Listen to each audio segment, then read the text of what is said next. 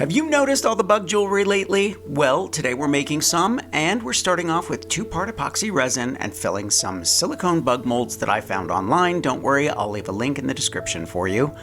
We're going to embellish these bugs with beautiful tiny size 12 flatback gems and flatback pearls from John Bead. Once the bugs have cured overnight, remove them from the molds. To make them look like metal, you can spray paint them or cover them in gold leaf like I'm going to do. Apply leafing glue to each bug, making sure to get it into all the little hard to reach areas. Let the glue dry for 2 hours. Don't worry, it's very sticky.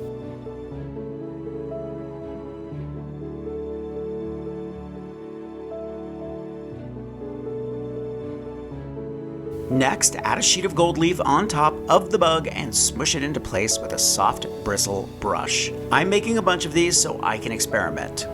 Bug jewelry has a rich history spanning from ancient Egyptian scarab amulets to Victorian-era creepy-crawly trends, popularized in the 1800s due to nature, science, and archaeology.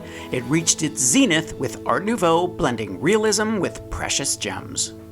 Gold leaf can be very bright, so I'm going to distress them with some watered-down black acrylic.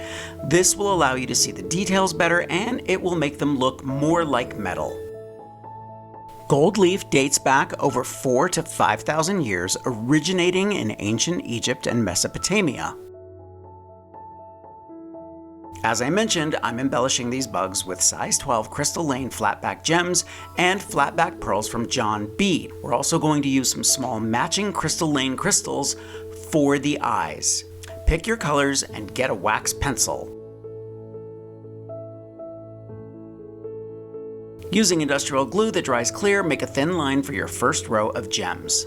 Pick up each stone with the wax pencil and carefully place it on the glue. Then add another line and add another row of stones until the wings of the bug are covered. The history of flatback rhinestones in jewelry spans from natural quartz pebbles in the 13th century to sophisticated machine-cut crystals of the 20th century, largely defined by the pursuit of affordable glamour. Add 2 matching crystals for the eyes and let everything dry.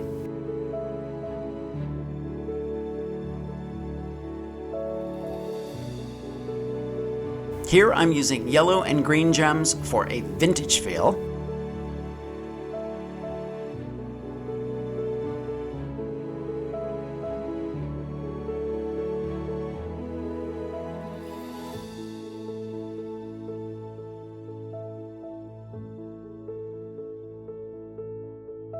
Finally, I'm using the size 12 flatback pearls, and I really love the way they look.